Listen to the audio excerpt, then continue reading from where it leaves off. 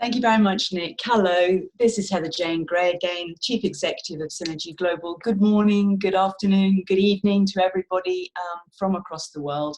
We've got lots of people joining us, and we've got another exciting keynote to have. On behalf of Synergy Global's team and the wonderful partner we've got with Open Door and the whole team at Open Door, we'd like to welcome you to this keynote.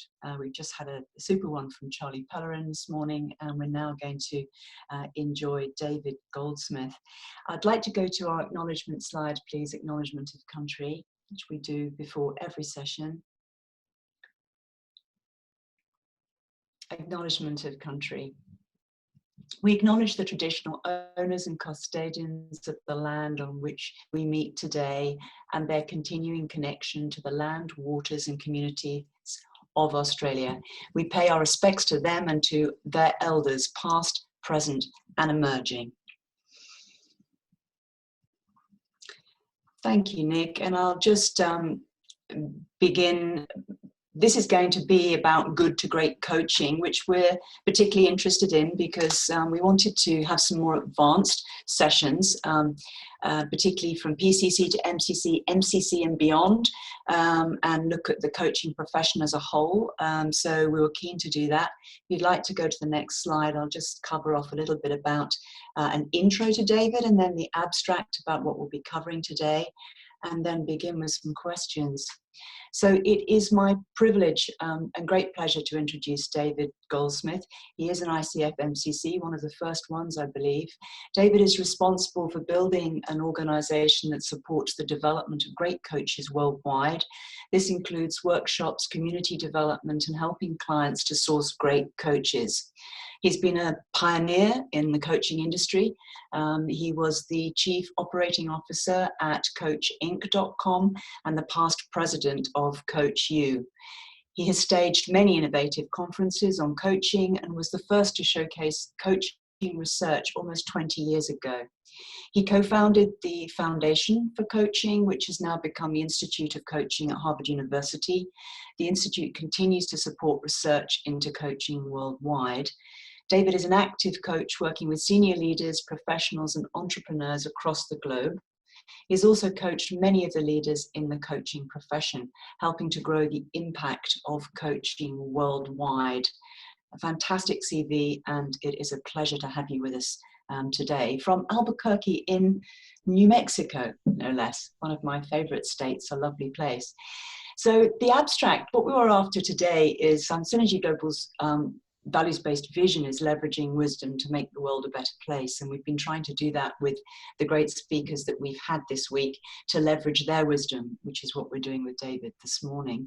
And the discussion will cover really, particularly focusing on executive coaching, the executive coaching market and what it needs right now in this changing world, and how best coaches can prepare in that rapidly changing space to be the best that they can be.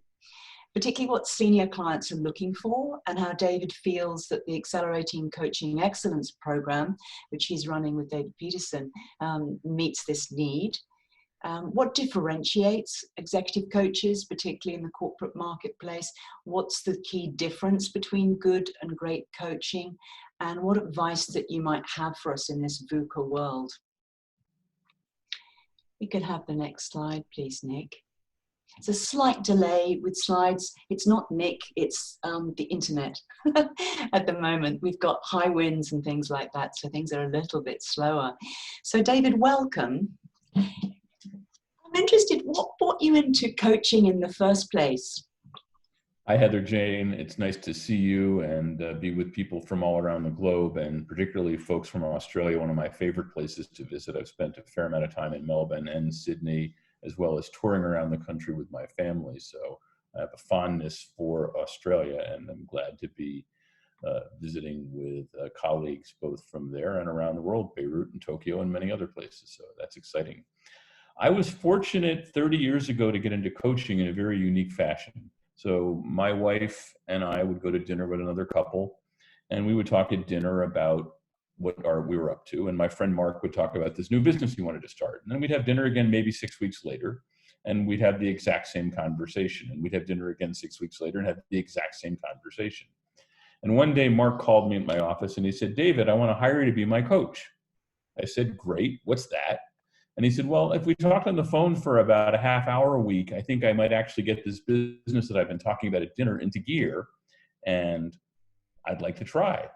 And he said, I'll pay you. I said, well, I can talk on the phone and I can cash checks. So I'm willing to try and do an experiment. We did. It was enormously successful. Mark continues to be a good friend and a colleague.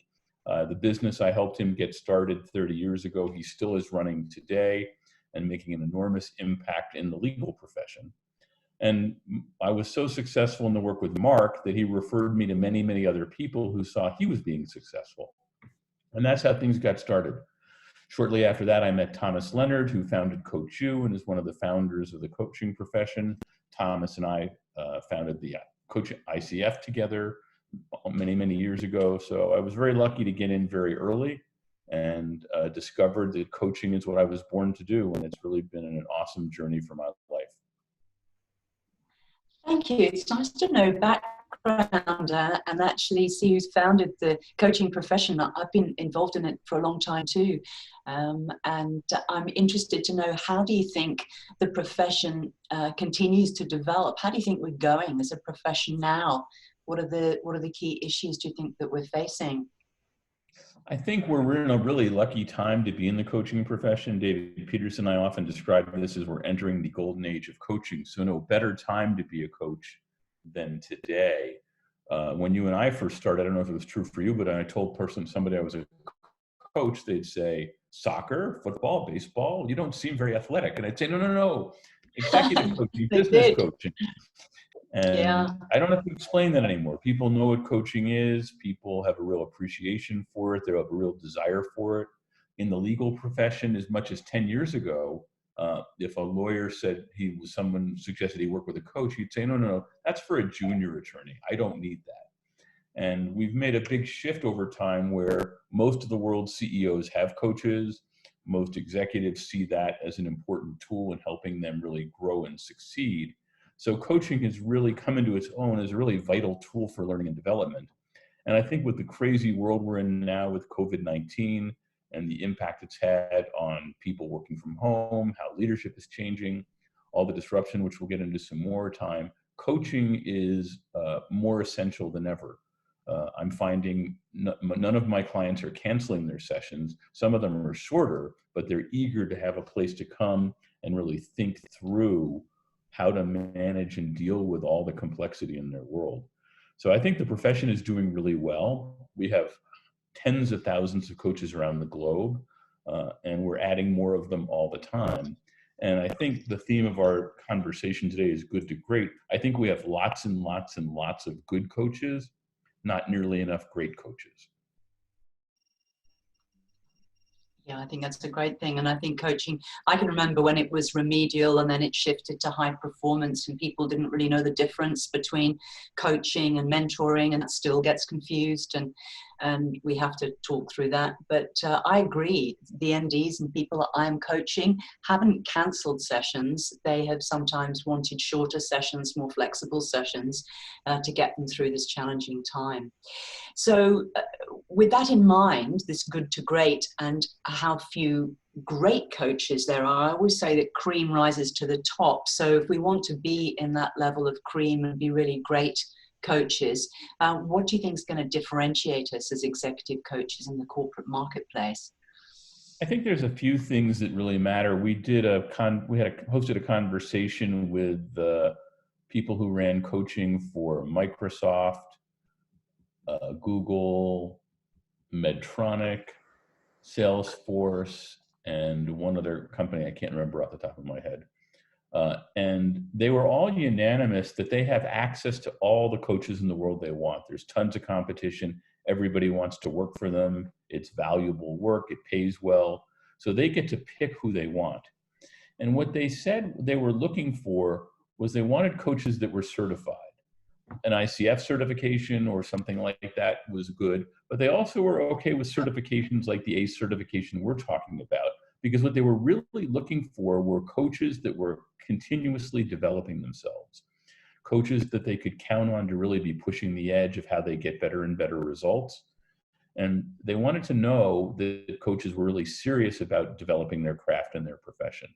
So that was one of the things they were looking for. The second thing, and many executive coaches miss this, is they want coaches that are going to partner with them. Many executive coaches get an assignment to work with an organization and they focus all of their energy on coaching the client. And they forget that their customer is the organization. And they focus and they get mixed up about confidentiality and worried about sharing things the wrong way. And so they pay no attention to the customer, which is the organization that's buying the coaching. And what we found, and these leaders all confirmed that, is they really expect those executive coaches that are out in the field working with their leaders to be on the front lines, sharing back information. How are people doing in general? What trends? What themes? And they're looking for executive coaches that can not just coach the individual and help them develop and grow, but can also be coaching the organization at the same time. So you really have to have that wider scope and that wider lens. Thank you. I agree. I think that's very, very important. Nick, perhaps can we have the next slide? And then David will take us through a few slides before I open up with some more questions. And if participants come up with their questions, just drop them into chat and we'll pick them up as we go. Back to you, David. Thanks. W. Bex, who was our partner in the ACE program, surveyed a number of HR leaders and CEOs who hire executive coaches. And there are a few other things they said they needed. They needed more consistency in the delivery of high value results that make a difference. And what the program leaders we spoke to talked about was they said, we need people that can get to the heart of the matter quickly. Our leaders are really busy. We need people that can get things done very, very quickly. We don't need to spend a lot of time on long assessments, long intake processes. We want people that can hit the ground running and make a difference in that very first conversation. So they also want coaches that can build rapport quickly, because clients need those better results more quickly. The last one, which is really critical, and COVID has really illustrated this, the survey was before this, is they need people who can help leaders overcome these complex and emerging, complicated environment that we're in, and to be able to help them become better performers and get a stronger ROI in the time they're investing. And as we go through COVID-19 and organizations and the economy may be flattening, the organization is going to be really paying close attention to what is the return on our investment? Are we getting the results we need? Is there a way to get it more efficiently? So I think to excel in this market, you have to be able to deliver the goods. If you normally coach in an hour, can you do it in 20 minutes? Can you do it in 15 minutes? Can you get right to the point and really make significant results, and results that last? And we'll talk more about that in a little while. Can we have the next slide, Nick? Sure thing. So that's what we've been hearing from organizations. What I think is also interesting is we've been talking with lots and lots of coaches around the globe. And I think you'll hear yourself in this list of things. What do the coaches we're talking to want? They want more clients. They want better clients. They want more rewarding work. I haven't met a coach yet that isn't in coaching because of the value and the impact they can provide. And many of you want to get really paid well for the real value you provide, and you sometimes struggle to make that happen. Many of you want to grow and learn. And what I found in talking to many of the coaches, people who've maybe coaching as long as Heather, Jane, and I, and others who have been around for a long time, is they want to be challenged, and they know there's more out there, and they want to be able to be a little less bored and a little more productive. So we know that there's a lot of interest in people moving from good to great, because they can deliver those results and they don't want to be complacent. They really want to make a big difference with their clients. Any questions so far, Heather Jane? No, it's all quite quiet after the greetings in chat. This is a golden opportunity for you to ask your questions, guys. So just pop it into chat and we'll integrate it as we go.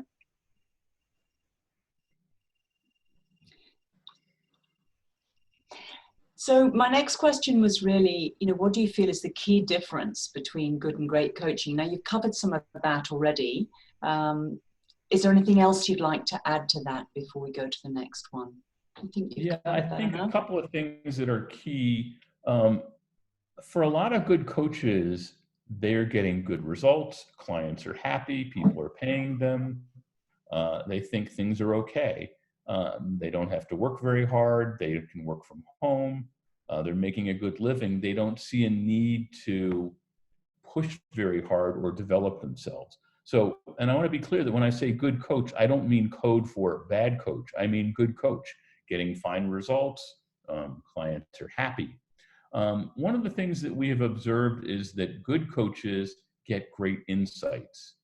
Great coaches get phenomenal results. And a lot of the difference in great coaching is your ability to take those insights and have them become very actionable. And I'll talk a little bit more about the journey and things that good coaches do in just a few minutes. Okay, thank you. So we're getting some questions through now. It's good to put questions into panelists and attendees, please. So from insights to results, and we've got a question here from Kay. There's a fair amount of fear in Australia following a number of high-profile Royal Commission investigations. I've had to shift to organisations wanting to secure coaching to demonstrate that they have tried to support individuals' growth, but actually the coaching is just a tick box exercise on the exit route. How do you suggest we support and push back on this? That's a phenomenal question, Kay, and one of my favorite areas of coaching.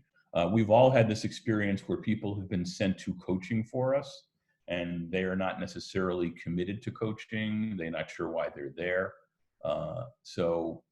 And many good coaches will just attempt to do something with it. But when I get assigned a clientele from an organization, I have a conversation with the organization. What are your goals for this client? And I have a similar conversation with the client. And then I have a conversation with the customer as well as the client as a 3 or 4-way conversation. I want to make sure that we're aligned on real goals and opportunities to make that happen. If the organization is sincere, you'll be able to winnow that out in those conversations. But even if the organization says, yeah, we really want to support them, but you're not sure they do, that doesn't mean you still can't be enormously effective with the individual being coached. Because if the organization isn't sincere, the individual has the opportunity to get coaching from you, which should be high value, which should either help them rapidly turn the situation around in the organization or prepare them for their next opportunity. So I welcome those opportunities, because if we sense that the organization has given up on them, but is just spending money and ticking a box, then you've got free reign to go and really make a really amazing difference with that client and perhaps save their job. Absolutely. Okay, if there isn't any other question from the chat box, I'll go to the next one. And it's really about what advice that we can glean from the experts about staying ahead of the game, particularly in a VUCA world. So we're doing this lifelong learning. I'm enjoying the program that you're currently running. You know, I'm an MCC. There are many MCCs. We've got a very experienced audience with us today. You still have a passion for lifelong learning. It's not the end of the journey just because you get to the end of the credential ladder. You really do need to keep fresh and keep up and keep ahead of our clients. So perhaps you can say something about that, David. This is again what we were hearing from the people running coaching programs. They want people who are really looking for how to deliver better and better value for people. And the way to do that is to keep learning how to get better results faster, and to really look for how do you push the envelope? How can you get started more quickly? How can you go deeper? And then how can you make sure those results actually last? And that is so critical. And that's what the opportunity is for people that have gone way beyond MCC. Yes, we're really getting into the area of not only fast, tangible results, but some of the more intangible, sustainable behavioral results that lead to true cultural change. And I think that's certainly what most organizations are about right now. So let's, your host has stopped your video. Nick, I've lost David. Can you still hear me? The host has asked you to start your video. Yep, I can hear you. We had a little blip there. That's odd. I can't see David now, Nick. And we're on slide 9. We'll just pop on to the next slide and get David back. Perhaps his internet's dropped. Nope, he's there back again now. There we are. Okay, thanks, Sorry Nick. about that. Perhaps we can go to the next slide. We just had a little interrupt there. David, perhaps you could like to speak a little bit more about this starting fast and going deep and ending strong. I think it's a very strong message for us all. And this is really what I'm referring to in terms of what MCCs need to be able to do and people that want to get better and better results. So a great coach knows how to start fast. They jump right into it and they know how to build trust and connection very quickly. And they're able to maximize the time that's available. And again, people are asking for shorter sessions to work on the most critical, highest values issues. They have to figure out how to get started and not spend a lot of time doing assessments, spending an hour getting to know the client, doing long histories and bios. They have to get right to work. So this start fast piece is really, really critical and really essential. The next one is they need to be able to go deep. And by starting fast, they can have more impact because there's more time for them to really find the client's most important, personal, meaningful topics and go where the real work needs to be done. And this helps them cultivate powerful insight and motivation. So it's really critical that you start fast so you have more time to go much more deeply with each client and really figure out what's behind the issues and help them straighten that out. By going quickly and getting started quickly, and then being able to go deep, what great coaches do is they leave almost a third of their session frequently for ending strong, figuring out how to really make sure that those insights that were developed in the program are now turned into lasting change. So we talk a lot about, yes, I'm going to go meet with my team this week. And then we talk about what are all the things that are going to get in the way of you having that meeting? What are you going to accomplish in that meeting? How are you going to conduct the meeting? What are the results you want to get from the meeting? And we have a long checklist of things that great coaches work through to make sure that that meeting actually happens. So it's really critical to figure out, is the client actually going to turn that insight into action? So many of us as good coaches have had a really great coaching session. The client had a great insight and they show up 2 weeks later and nothing has changed because life got in the way. The other thing that great coaches do is they help people embed this notion of action and reflection, and really learning how to reflect on what's going on in their world. They then further help people cultivate resilience and versatility through desirable difficulties, really helping them practice what are the things they're going to run into, what are the things that they're going to have to struggle with, and practice that in the coaching session so that when they run into it in real life, they're ready to go. So this is a really essential and critical skill that great coaches are able to do. Can we have the next slide? Yeah, that action reflection slide, particularly, I think people are getting a bit more used to reflective practice now, David, aren't they? I find that. We think it's really, really essential and something that has to happen all the time. And many clients are not as good as they would like it to be. So we have to really work on helping them become better and better. The fourth way that great coaches add value that's unique from a good coach is they're able to work with a wider range of clients. They can help people deal with all these VUCA and complex issues that we've been talking about in some depth today. They're able to deal with transformational change. Leaders want to grow and they need someone who's going to be a real partner to help them grow in a really, really powerful way. The last place, and this is the really interesting work available, is they're able to coach people that we might have considered uncoachable. And we think it's not a matter of uncoachable, but it's a matter of coachability. And a great coach has the ability to coach virtually anybody. In particular, those defensive, narcissistic clients, people lacking insight, people lacking any perspective. great coaches are actually able to help those clients thrive and take on that work that many good coaches shy away from. So you have a much greater range of scope by becoming a great coach. The fifth area is something that we referred to a little while ago about what leaders are looking for, is this notion of being able to focus on systemic organizational value, working holistically in the organization. This notion of being able to partner with the learning and development organization and really focusing on making not just the leader who you're coaching, but the whole organization more effective, and help them activate the development ecosystem. And more importantly, not just help the leader solve a problem, but enhance their ability and their capacity to learn. So we think that's a really important set of things in terms of what's important for coaches and how they can add some value.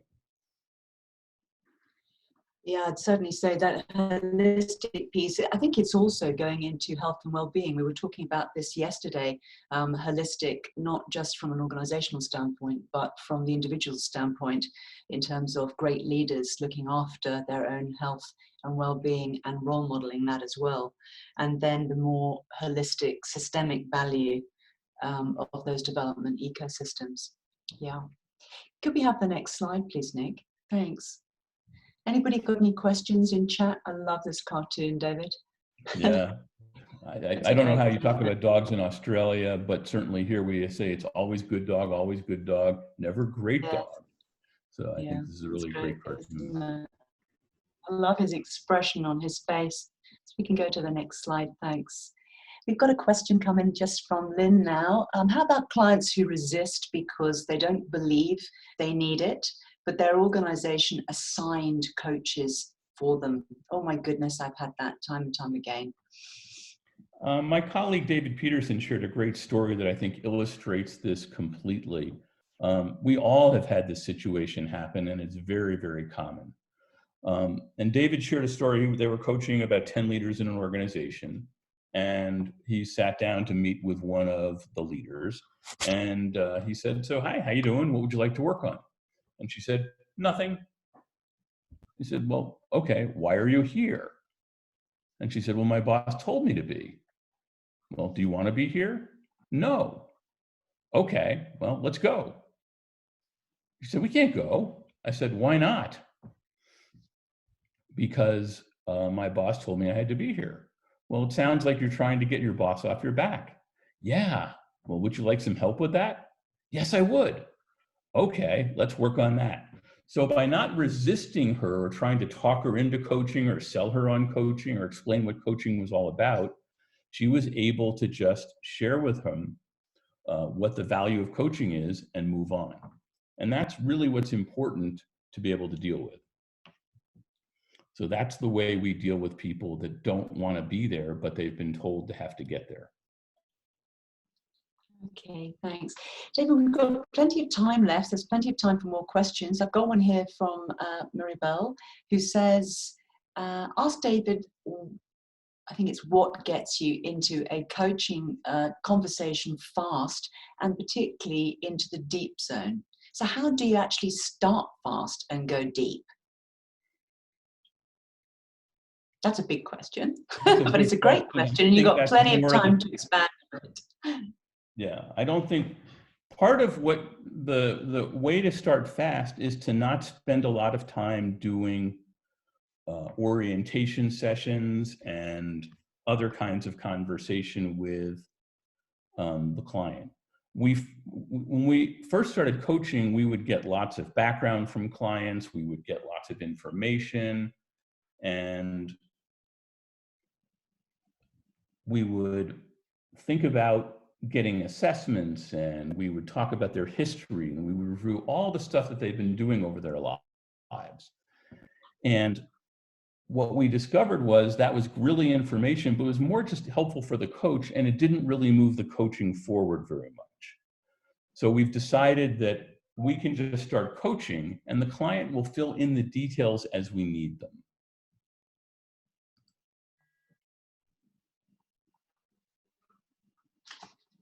Right, okay. I'm interested particularly, I think everybody is, about getting from insight to impact. And I wonder, as we've got time, whether you'd like to give us 3 examples from your own coaching practice, examples of impact, where you've actually got somebody from insight to impact, and how that's happened, or a measurable impact. Anything you'd like to say on that area before we go on, David? So insight to impact is a lot to do with ending strong. And I'll try and think of a couple examples that we can talk about, but I'll share a couple recently. So I was working with a client who has been having difficulty building their practice. And one of the things that they thought they needed to do was share things on social media, but they were never able to do that. And we discovered in the conversation that sharing on social media was too disclosing for them. They weren't a discloser, they weren't a sharer. That wasn't something that they were really comfortable with. But they kept being told by people that they needed to share on social media. So that was a real problem for them because they thought that was the only way to do that. So we spent some time uncovering that block that maybe they don't need to share on social media. And instead, what they discovered was that there were other ways that they could share information that they felt safer for them. Then we further said, okay, let's figure out what it is that you're going to do and when you're going to do it. So we figured out what the next steps were. And then we spent about 10 minutes figuring out what was going to happen in order for them to be able to actually make sure that they got that done. And we discovered a number of blocks and things that they were going to run into that had we not spent time talking about, we would not have been able to make any progress. So that was a huge issue. And because we spent the time really troubleshooting what was going to get in the way, they were able to solve that problem and make a bigger impact. It's a great example of the accountability piece, isn't it? And drilling down. And I know in your program you use the bulletproof action plan, the questions that really get to the nitty-gritty when somebody is perhaps procrastinating or just incredibly busy and it isn't happening, getting really real with that accountability and troubleshooting. Let's just have a look and see if there's something else coming up. We've got Judy here. Judy says, I currently have a client I describe as a narcissist, blocks, contradicts, resists, etc. When I challenge what I'm seeing and feeling, the client feedbacks that I'm an awesome coach, i.e. deflects. And when I describe what I'm observing, she becomes angry. And so it goes on. I'm interested to know what you might do in this type of coaching. It's a great question, and it's a really interesting challenge. It never works to tell a narcissist what they're doing wrong. And frequently, as a coach, we think it's our job to challenge them and point out the things that are not going well, because we think they're their inside person that they're counting on to tell them what's going on. But they're difficult to hear that. Narcissists need a lot of praise and a lot of encouragement. So I use praise and encouragement to gently nudge them and forward them in the direction that they want to go. And that works much more effectively. So the client likes you and they don't want you to go away, but observing their behavior directly is going to get them to become angry because that's the only reaction they can have. So I think you have to tie in where they want to go with a lot of praise and encouragement. That's very helpful. Thank you. I mean, this is a great opportunity, like a coaching clinic. David's got so much wisdom to share here. We've got a lot of people who do a lot of coaching online. So do pop in specific examples and questions. It's a golden opportunity. Nick, you're curious if David has any views on the intersection of mental health issues and coaching. And I think that's a great question at this particular time with COVID-19. We know that mental health issues are on the rise. So alcohol and abuse in the home and all sorts of things with social isolation. And I just wondered if you wanted to say something about that, David. That would be helpful. I think all the coaches I'm working with are seeing clients in their practice that are dealing with issues like this that come up from time to time. And it's very unsettling. I had a coaching session with a client today, normally a very, very productive professional. And she's working from home. She's got a daughter at home. She's moved to a new city. She doesn't have a lot of friends. And so it's an unsettling time and an unsettling place for people to be. And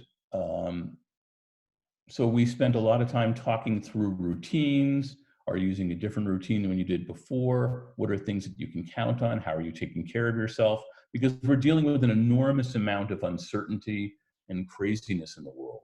So I'm seeing lots of this in my clients, and we freely talk about it. And we bring it up, and I ask people how they're doing. And I would say the percentage of conversations on how people are doing personally is significantly larger than what we normally see. Yes, I think that's true, and I think that's an interesting thing when you're building rapport or getting into a conversation. People have got a lot of personal stuff to talk about, and you want to start fast, but you want to be holistic and caring and speak to them about what's going on for them personally, because they're probably managing an organization from home at the same time as caring for elderly relatives or homeschooling or whatever else going on with them in isolation. And they've got a lot, I find, to talk about. And you have to balance that well in terms of still starting fast and going deep. Karen says, do you find the clients need change from the initial issue that they thought it was? Do you find the clients needs change from the initial issue that they thought it was? Frequently and often. Oftentimes people come to coaching trying to solve one thing, and while that's something that they want to solve, as we work on it, we often discover that they have many, many other needs that are deeper and more impactful beyond that. So I think that's a real thing, and I expect it and predict it and plan for it in the work we're doing. And part of it also is that, and this is a place where good coaches oftentimes miss out, is when I'm asking a client, what do they want to work on? They'll say, I want to work on this. I then ask them several more questions to see what else they want to work on. And I don't just grab the first thing that sounds interesting, go to work on it. I really dig into that item and really give it some thought and ask them what else there is to really get a bigger picture. And then once we have all the issues on the table, then we figure out what do we want to work on next. Okay, that's helpful. I was going to say, when somebody comes with many, many issues, David Peterson in the program talks about twofers. Twofers and threefers. How do you actually have a powerful question that covers off perhaps 2 or 3 of the issues the client's bringing? And I wonder if you could say something about that, because again, it's a very efficient and effective way to coach in an integrated way. Yeah, and especially if I know all the issues that are available that a client really wants to be working on, I often see patterns and places where these issues intersect and come together. And by knowing where they come together, I'm able to think through a different solution that might be more helpful for them. And by asking a more complex question or something that will help them resolve 2 or 3 things at once, it's a much more effective way to use coaching. Yes, it certainly is. Thank you. Diana asks, any tips on how you embed the action and reflective practice? So the action, reflection and reflection you were talking about earlier. I'm asking my clients to reflect all the time. So when we start a session, they might be reflecting on what's happened since we last spoke. And we'll talk about what they've learned from that reflection and how they're putting that into action. At the end of the session, we're going to talk about their reflections from the session and what are they going to put that into action. So combining reflection and the next action steps creates a multiplier effect. If we just reflect, that's helpful and really useful. But if we can take those reflections and turn them into something really valuable, then we can really make things move forward. Okay. Another question from Adana here. Curious about your thoughts on cultivating resilience, particularly at this time for your clients. I think this is really so essential. Helping clients develop those resilient skills is going to be so important. We don't know how long COVID is going to last. We don't know how many of these changes are going to stay. We don't know what's coming around the corner next. There's so much that's just constantly changing that we can't understand how to sort that problem out very well. So clients have to get resilient. This is what I was working on with the professional in Washington, D.C. that I was coaching earlier today. Because that loneliness of working from home, not having friends, you've got to really be able to build those resilient skills and stay strong in the face of a lot of uncertainty. So practicing resilience, helping clients figure out routines, working on their mental health, working on all the things that'll keep them strong through all the complicated, crazy world that they're dealing with. Yeah, Mike Cameron, you're building on what I was saying in terms of, I've had some clients who want short sessions because they're very senior and they're really pushed for time. But I agree with you, my comment earlier about people wanting to talk about the personal issues because of the isolation. And Mike says that since moving to Zoom coaching due to COVID-19, he's finding that his clients want to socialize prior to the coaching, frequently discussing their feelings of isolation, etc. And his sessions have gone from half an hour to 40 minutes. So what advice would you give? Again, it's that balance, isn't it, of really deeply caring and having the rapport that you are reaching out to somebody who's feeling the isolation and yet getting on with your coaching. I think you need to respect and plan for whatever time clients need. There's some clients that don't need a lot of time personally to talk about things. They just want to get in and sort out an issue. There's others that are dealing with a lot of stress. And I am signing some clients who are having longer sessions. And I would just be prepared to do whatever clients need and make sure I've got buffer time sufficient to support them, or schedule an additional session if that's what's needed. And we've got another link question here from Kay. I'm seeing clients have a dawning realization that how they think they behave is different to how they actually behave. Because of the current stressful environment, our relationships are somehow deeper and they are more prepared to be vulnerable. And she would welcome your thoughts on that.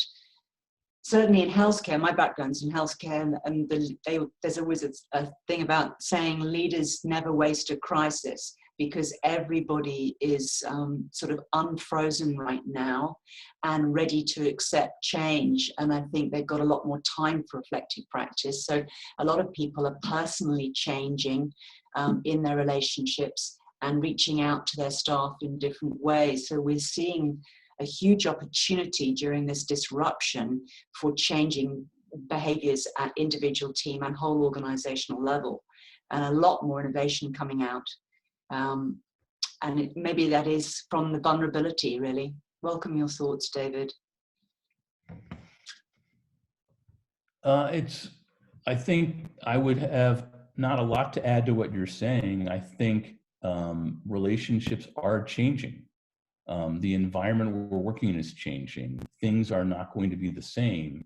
We are now working more remotely, so you have to generate those relationships and maintain those relationships in ways very different. You can't rely on that personal touch and being in person with people. You have to deal with it in a very separate fashion. Okay, we've got 15 minutes to go, so let's just go to questions 7 and 8 on my last slide and give people an opportunity to pop in their final questions. So please let the questions flow. This is a great opportunity. I'm currently really enjoying your Accelerating Coaching Excellence program that you're doing with David Peterson from Google, David. And that's the foundations of good to great coaching, and we're starting the certification program shortly.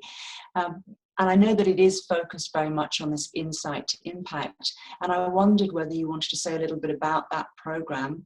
Particularly, I think the practicums, I think it would be an interesting thing to share some of our experiences with that. The importance of coaching being an art and a science, and it's a practiced profession, and how we stretch ourselves and continually grow as coaches. And I know I've had some experiences in the practicum doing that. So anything you'd like to say, David, about that?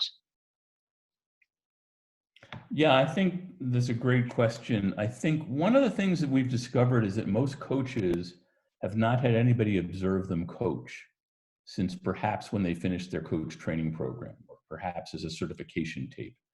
But they don't have their coaching frequently and regularly observed. And so many coaches often get into bad habits. They start getting into routines without even realizing it. So we have built into all of our programs what we call a practicum. And this is where you get to pair up with coaches of a similar skill level and experience and work in triads on exercises that are more like drills, where you're coaching a particular kind of situation, or you're working on starting fast, or you're working on ending strong.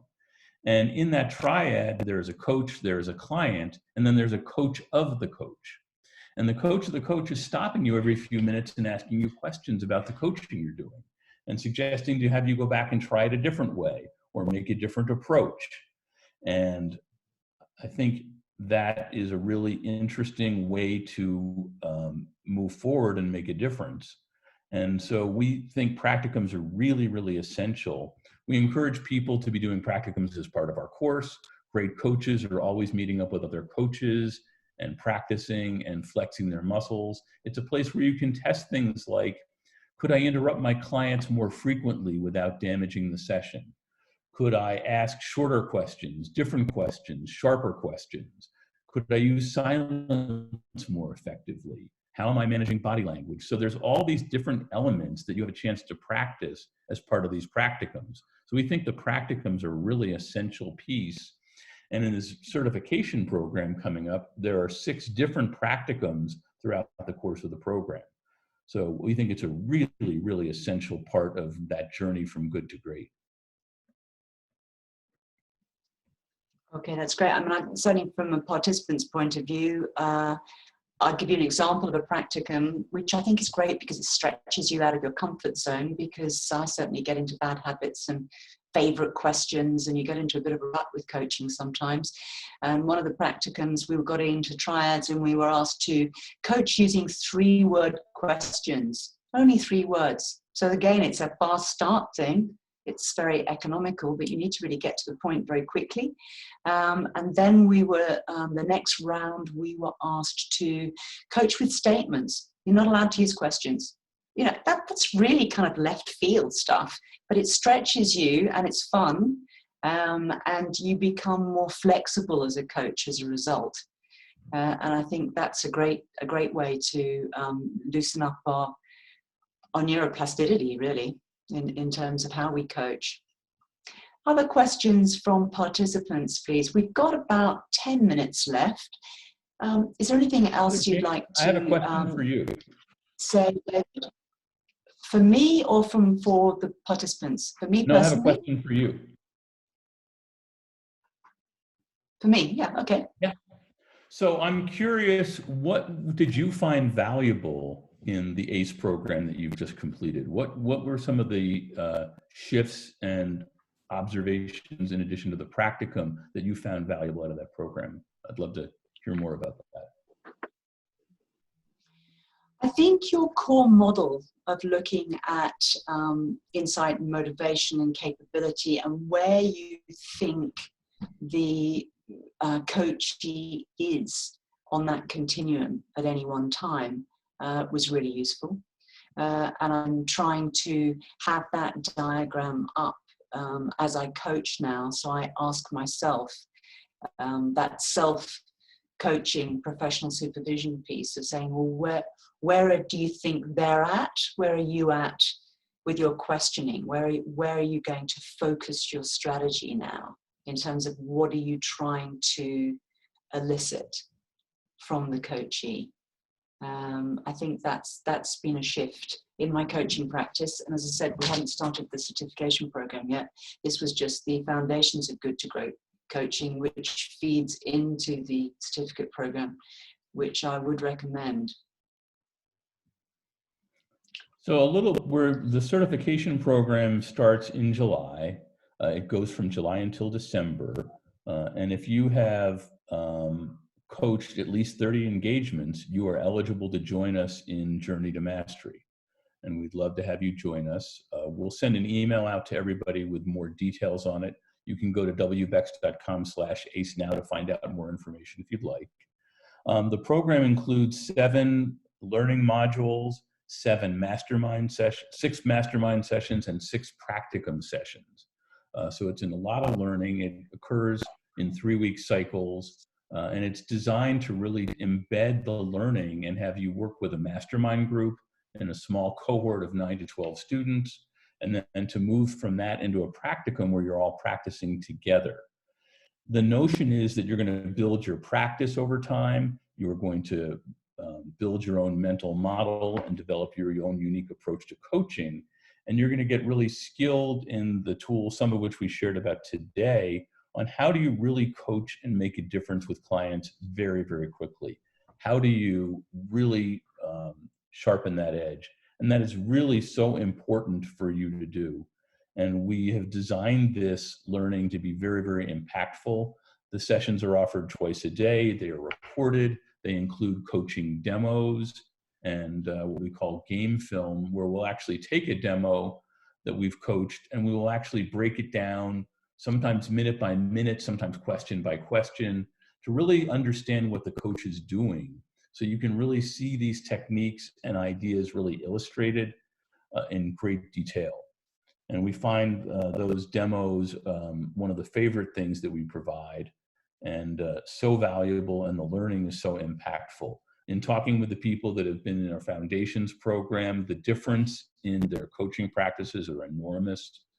We're hearing a lot of results that I'm feeling like I can authentically coach, I can authentically be myself. And that's really gratifying, because what we want is people who can really coach in a great way, but that's unique and special to them. So we're really excited about the program, and we're really excited about the difference it makes for coaches. And this works globally. And it doesn't matter what level of certification you might already have. If you had at least 30 coaching engagements, you can get an enormous amount of value and qualify for this certification. Thanks, David. That actually answers Lynn's question. What are the requirements for this program, specific previous accreditations? And you've just had it answered. Thanks, Lynn, for that. So that was perfectly in tune with what David was saying. Yes, I've loved actually watching. I'm always interested in watching people coach. It's a privilege, isn't it? And being able to stop halfway through the coaching and turn to the group and say, what do you think David is doing right now? Where do you think you are on that continuum? You know, where are the options to go with? Because you're dancing on the head of a pin. It's that flexibility. You know what it's like. You've got lots of different questions in your head. It's which one is going to serve the client best in that moment and give the greatest value. And we talk about value add every minute. You know, exec coaching isn't cheap. It really is about adding value holistically. Mike's got a question here. Is the questioning within the ACE program aligned with the way in which an MCC is expected to coach? That's a great question, Mike. Please talk to that one, David. Yeah, I'm not sure the questioning per se, but we have done a great deal of study of the most recent version of the ICF competencies, and we find that our principles and approaches line up very nicely with what the ICF wants an MCC to be able to do. This is not a program that you can take to qualify to get your MCC. That we're not a coach training program that's accredited that way. But there is nothing about the approach we have in the Journey to Mastery that is not in alignment with how MCCs are expected to coach. Yeah, so whether you're a PCC or an MCC, Mike, I think it's a very helpful program. And I think anything that's cutting edge and gives you greater flexibility and to experiment, really. It's like the conversational intelligence program, which I know that you're qualified in, Mike, as well. Judith used to say, you know, let's experiment more. That's the way to really continue lifelong learning, is to keep getting out of your comfort zone and experimenting. And this program gives the opportunity to do that. A lot of people are saying thank you now.